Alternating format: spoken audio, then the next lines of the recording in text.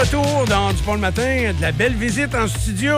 Il était en spectacle hier et lundi à la salle Albert-Rousseau pour le début de sa tournée avec son show d'humour ouvert, son 4e one-man show, donc qui était présenté à Québec. Et toujours fier d'être...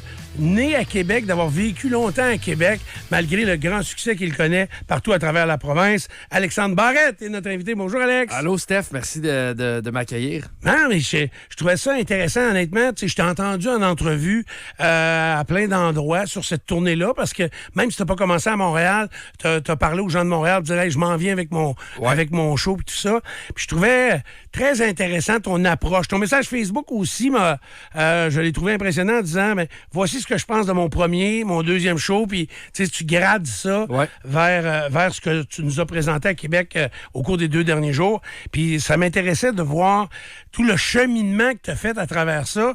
Puis étant humoriste, j'ai l'impression que tu fais beaucoup de cheminement-là assez tout seul dans ta tête. C'est-tu le cas? Oui, moi, j'ai toujours écrit tous mes shows seul. OK. J'ai Corinne Côté, qui animait Les Oliviers, qui fait tout le temps la script édition de mes shows.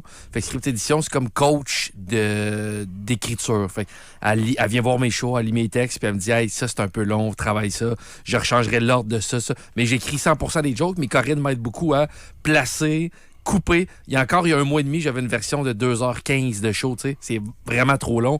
Je voulais descendre ça à 1h35, 40. Puis, fait que, j'écris tout ce que... Je suis fier, puis je respecte les humoristes qui décident d'engager des auteurs. Moi, je suis fier d'écrire 100% de mes shows. Fait que ça vient tout de moi. Fait que si t'aimes le show ou si t'aimes pas le show aussi, ben ce que t'aimes ou que t'aimes pas, c'est moi en totalité, parce que c'est moi sur scène, puis c'est mes idées, puis c'est mes thématiques. Puis c'est ta vie aussi. Oui, exactement. J'étais pas capable, puis c'était la discussion que j'avais avec ma blonde après, on était pas capable de... Premièrement, je vais te le dire à toi, puis je l'ai peut-être dit un petit peu, là, moi j'ai été impressionné de te voir arriver sur scène en disant « Hey, content de vous voir », puis donc tu fixes la date, là, on est lundi, puis tu pars là, j'ai dit « OK, une petite improvisation de début ». Puis 1h35 après, tu étais encore dans l'improvisation du début. Il n'y avait eu aucune coupure, aucune fermeture de lumière. Il y a eu la petite présentation vidéo vers la fin. C'est le plus beau compliment que tu peux me faire. Pourquoi? Ben, parce que moi, j'aime pas sentir l'humoriste. Moi, mes humoristes préférés, ils parlent pareil sur scène. Tu sais, comme toi, Steph, je vais prendre toi comme exemple. Tu es un animateur que j'aime bien à la radio. Tu parles identique en ondes que dans la vraie vie. Dans un parc. Au bar, des fois, je faiblis. Ouais, mais c'est ça, exactement. Mais dans le sens, puis moi, j'aime les humoristes que tu sens pas qu'ils ont un delivery, que tu sens pas qu'ils... Oh, là, je rentre dans le show.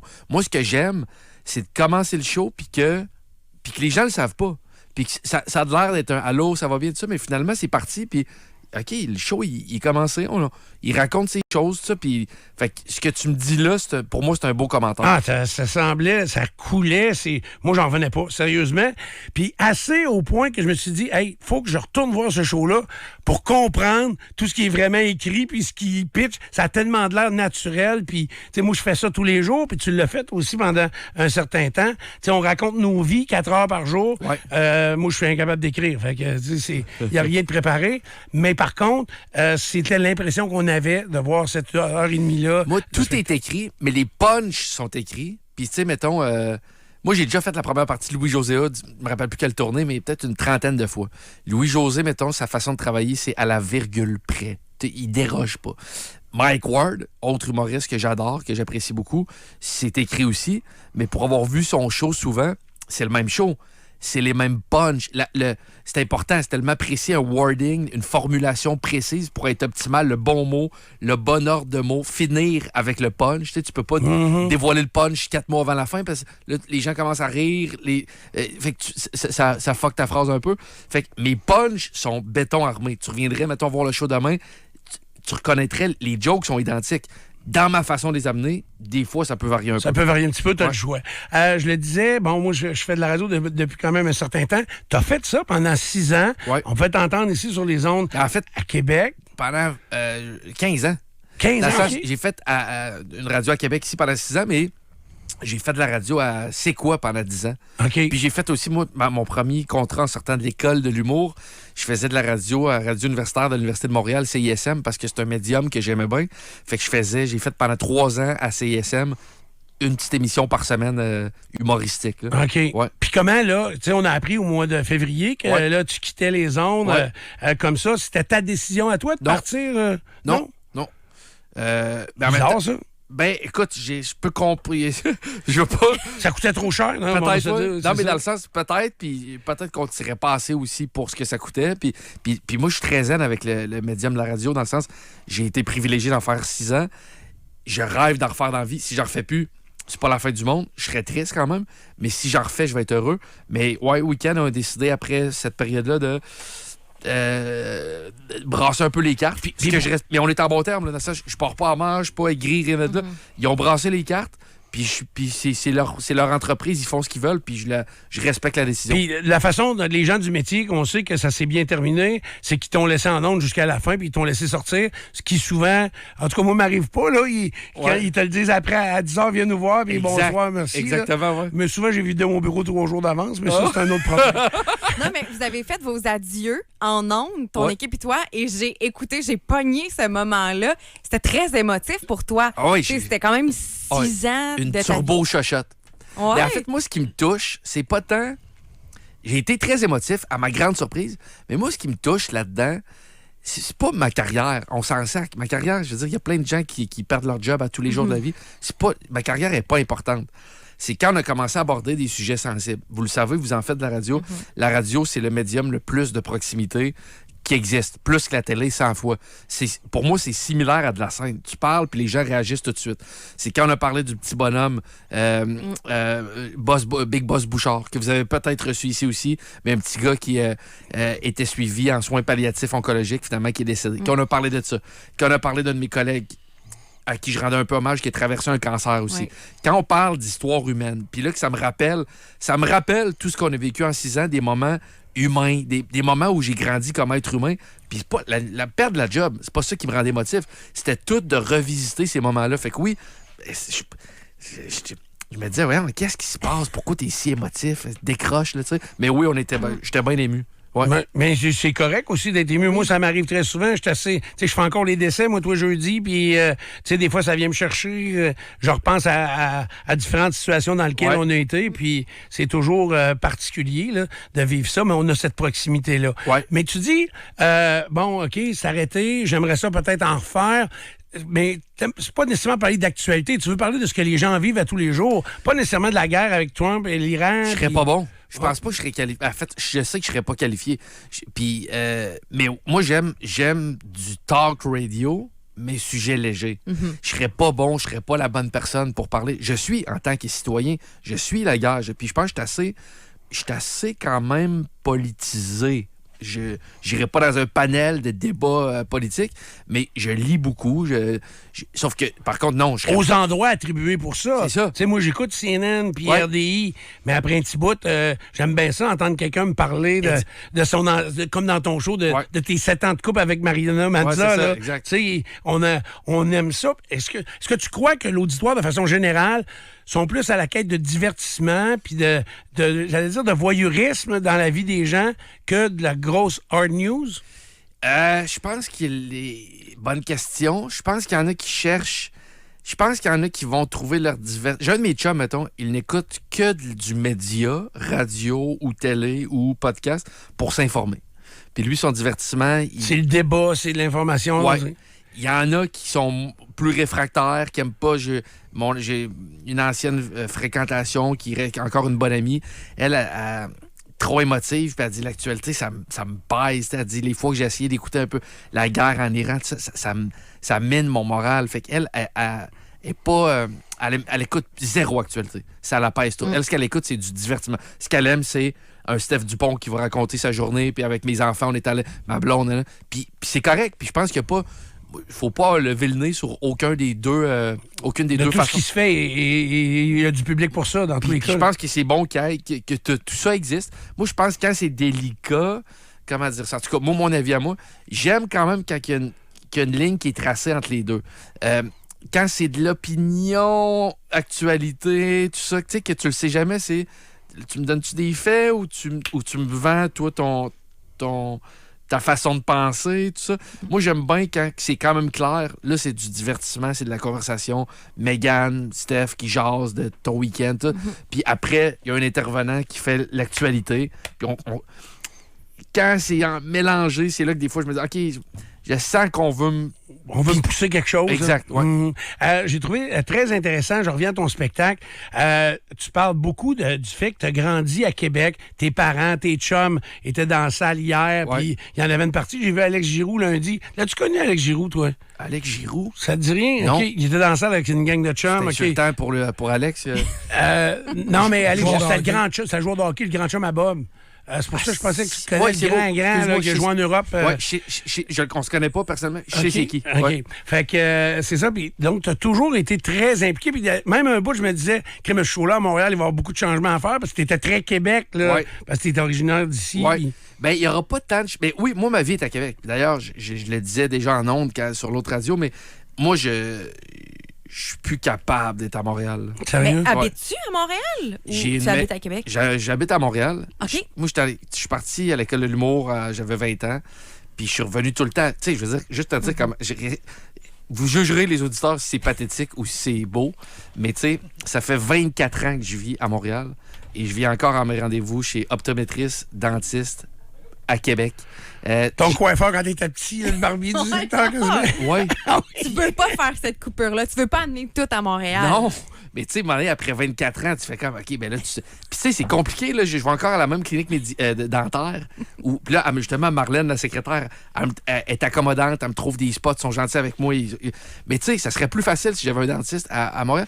Dans mon cœur, je suis encore à Québec. Puis d'ici un an, j'ai acheté une maison à Québec. Je m'ennuie trop. Puis aussi avec mes parents, j'en parle dans le show beaucoup, mes parents qui ont 79, 77 ans, je prends... Ils peuvent vivre encore 15 ans, ça se peut.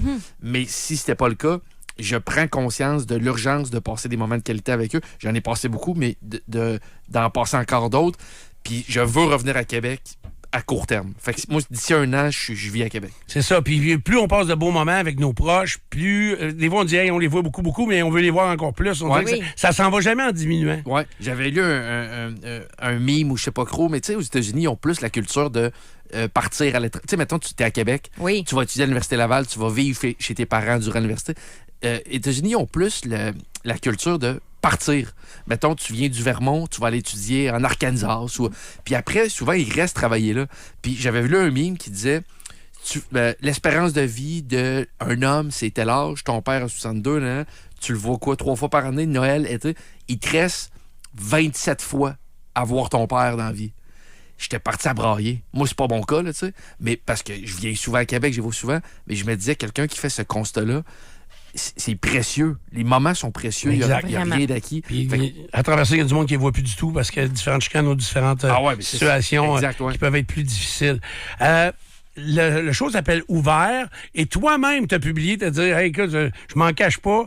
Moi, j'ai lu la biographie d'André Agassi qui s'appelle Open parce que c'est un joueur de tennis qui a connu énormément de succès.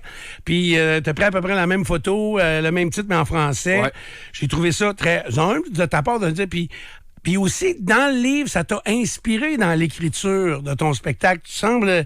Parce qu'il s'est ouvert, lui aussi. Il va loin dans la confession. Puis, en plus, lui, il a le double sens open, parce que les tournois de tennis, ce sont des open, US Open. Hein. Fait que lui, c'est le double sens. Il s'ouvre énormément. Mais tu sais, ceux qui ont lu le livre, d'ailleurs, je le conseille, Open d'André Agassi, même si t'es pas un fan de tennis, meilleur livre que j'ai lu toute ma vie. Puis je l'ai offert, je pense, en cadeau 20 fois.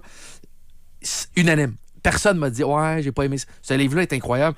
Il parle... Tu sais, c'était un sex symbole, Agassi. C'était une rockstar du tennis avec son look, les cheveux longs. Puis là, t'apprends dans passer des cheveux là à chauve, je me souviens.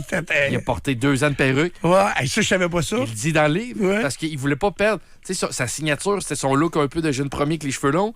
Mais là, en même temps, tous les commanditaires endossent ce look-là. Lui, il perd ses cheveux. 2 ans à porter une perruque. Sa blonde, Brooke Shields, qui l'aidait à arranger sa perruque avant la finale du Roland-Garros à Paris. C'est épouvantable.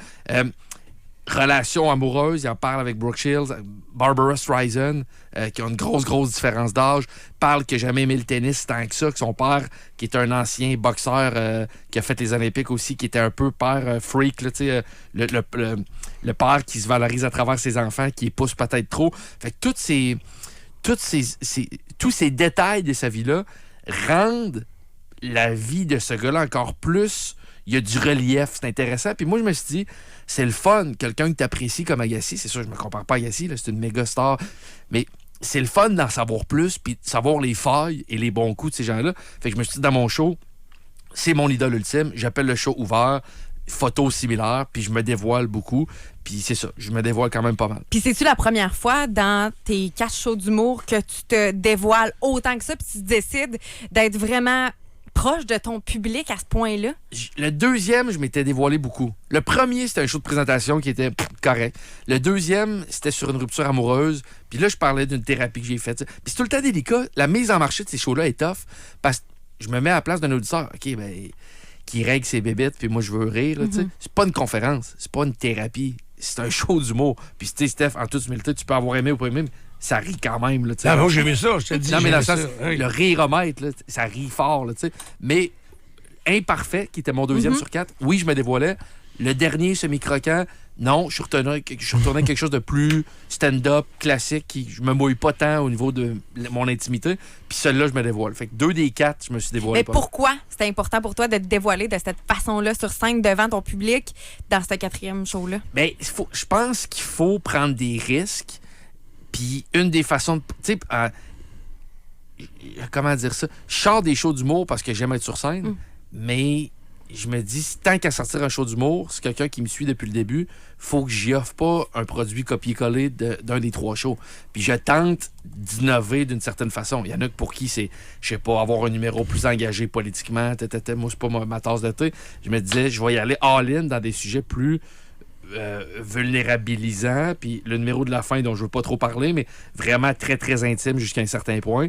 Puis j'aime sentir que quelqu'un qui m'a suivi depuis le début, j'y apporte autre chose. Il vit... C'est une vision différente. Ouais. Puis, tu sais, je le sais, puis ça, là-dessus, moi, ça fait longtemps, puis je l'ai déjà dit en ondes. Puis, tu sais, le premier qui avait fait ça, donc d'ajouter dans un spectacle d'humour un moment... triste, c'est peut-être pas le bon mot, mais touchant. Un moment touchant. Ouais. Puis Yvon Deschamps l'avait fait, tu viens quasiment au bord des lampes, puis là, tu sors un esti d'affaires, puis que, tu sais, il dit oui, c'est vrai, c'est touchant, mais en même temps, il arrive à la fin avec un gag. Martin Matt l'a fait aussi, puis c'est drôle, j'ai toujours vu ça comme étant un défi quasiment irréalisable. Fallait être dans une classe à part pour réussir à faire ça, puis tu le réussis, puis c'est plate parce que t'es obligé de passer par là. Tu l'as pas inventé, ce bout-là. Là, c'est ça. T'es passé par là. Exact. C'est une excellente idée d'inclure ça. Puis encore là, t'es bien smart, mais je vais pas me comparer à Yvon Deschamps, tout ça. Mais effectivement, puis même dans les grandes comédies, moi, mes films préférés, tu sais, mettons, tu penses à Intouchable, tu sais, le gars accident de parapente, puis Amorci, tu sais, son assistant, puis là, je suis pas en train de comparer mon show d'humour à ça, mais c'est malade quand une œuvre artistique est capable, dans la même minute que tu ris fort, puis t'as les yeux pleins d'eau parce que là, ça te touche. Puis après, le rire est encore plus facile à aller chercher. C'est libérateur. Il y a un comic relief, c'est libérateur. Tu fais comme, là, j'étais dans un mood plus touché. Je suis complètement... J'ai baissé mes gardes. Je suis vulnérable à voir le gag, à pas voir le gag arriver puis partir en rire. Puis c'est ça que j'ai tenté. Je te dis pas que j'étais à la hauteur de toutes ces œuvres-là, mais j'aime ça, sentir qu'il y a un mix d'émotions dans mon show. Puis c'est toi, c'est vraiment toi. Là, c'était les 2 premiers shows à Québec. Ouais. T'as pas eu besoin de les annoncer pour les vendre. Hein? C'était sold out à pleine capacité. C'est quoi le rythme? Qu'est-ce qui s'en vient pour toi? Là, c'est un rythme. Fais-tu des shows déjà, je m'en vais déjeuner avec France, la secrétaire, après l'émission. France, pas le pays, c'est ça son nom. Ouais. Ah oui? C'est pas le pays, c'est France, c'est pas le pays. C'est son surnom, OK? France, pas le pays. Tout le monde l'appelle de même. En tout cas, mais ça pour te dire que... c'est quoi le rythme? Ouais. Le rythme, je pense avoir une tournée un peu moins chargée que les autres. Tu sais, moi, j'ai fait, mes 3 premières tournées, j'ai pas me vanter, là, mais j'ai fait au total 60 Albert Rousseau. Fait grosso modo 20 par tournée. Puis, je pense pas faire ça, cette tournée-là. Pas que je veux pas que j'ai pas l'énergie. Je suis honnête, je suis humble par rapport à... Le marché est tellement... Il y en a tellement d'humoristes, c'est une folie. Fait que c'est tough déjà d'avoir des dates. Il faut que tu te prennes 2-3... d'avoir la place dans la salle. Albert Rousseau, mettons, je veux une supplémentaire. On parle à Julie Corriveau de Albert Rousseau. 12 septembre 2029. Je comprends. Ouais, mais là, il s'est quand même libéré des dates avec Julien Lacroix, là, non? Ils l'ont mentionné à plusieurs reprises au Gala des Oliviers que c'était tough de trouver puis de planifier sur certaines longueurs. Ouais. Ils ont parlé d'une centaine d'humoristes qui étaient en tournée en même temps.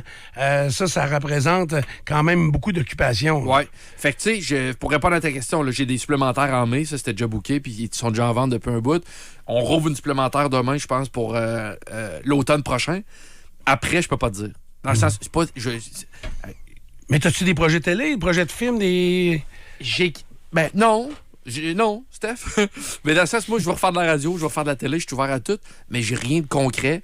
J'ai écrit une série, j'ai eu l'approbation pour... Ça, c'était un rêve que j'avais d'écrire quelque chose plus à long terme. L'humour, ce que j'adore, t'as une rétroaction continue dans tout le processus de création. J'ai écrit un one-man show, je peux écrire un petit bit, un petit numéro sur le golf, mettons. Je vais tout de suite le tester dans une soirée d'humour. Même à Québec, maintenant, t'en as 8, là, t'as le Comédie Saint-Jean. Fait que tu vas tout de suite roder. T'as la rétroaction. Ah, c'est bon ou c'est pas bon. Puis, OK, c'est bon, je suis dans la bonne lignée. Écrire un roman, écrire une série, écrire un film, c'est un long travail avant d'avoir du feedback, de la rétroaction. Puis, t'as confiance à toi en tabarouette. C'est juste qu'il faut que tu travailles longtemps. Le tunnel est long avant d'avoir tes premières... je pense que tu tiens de quoi. Puis ça faisait longtemps que je développais une série, puis je l'ai pitché à un producteur télé à Montréal, puis ils m'ont donné le go de... Ils donnent une mini enveloppe budgétaire. C'est pas tant ça, je m'en sac, mais ça prouve leur intérêt à aller de l'avant avec ça. Fait que ça, je te dirais que ça va m'occuper sans doute dans les prochains mois. Là, j'étais plus sur écrire le show, mais là, je pars en tournée, j'ai le temps d'écrire ça. Ça serait mon rêve, de mener à terme ce projet-là. Série humoristique, évidemment, mais que je sens que si c'est ce que, comme je le vois, je pense que ça peut être drôle en tabarouette. Vraiment. Ouais. Hey, ben hâte de voir ça, l'aboutissement de tous ces projets-là. Puis bravo aussi d'avoir donné la chance à un gars de Québec dont je connaissais fuck all l'existence, Doom Pelletier, qui fait... Puis d'y aller en musique, j'ai trouvé ça... écoute, c'est très gros hit. C'est drôle, c'est ça, puis je veux pas prendre trop de temps, mais mon rêve... C'est pas moi qui est pressé, c'est toi qui as des rendez-vous ailleurs. Mon rêve aurait été de faire ça, puis c'est pas là pour toucher les cordes sensibles, c'est pas pour être à colère, mais ce que j'ai fait avec Dom Pelletier, mon rêve aurait été de faire ça avec Bob Bissonnette, avec du recul. Ben, je me rappelle Bob qui... Tout le monde connaît Bob. Puis selon moi, tu sais, il était un peu boudé des médias. Mais à Montréal. Ouais. Mais je sens qu'il était peut-être au premier cinquième de où il allait se rendre dans la vie. Puis je dis pas que je suis au-dessus de Bob, loin de là. Il remplissait partout, tout ça. Mais mettons... Dans une première comme à Montréal, la semaine prochaine, avec les médias de Montréal, de pouvoir dire à Bob, fais 4 tonnes avant moi en début de show, ça aurait été mon rêve. Je dis pas... J'y ai pensé, écoute. Je dis pas que j'ai le pouvoir, que je l'aurais mis sur la map, loin de là. Mais ça aurait été malade de pouvoir... Mettons, Guillaume Lepage vient voir ma première.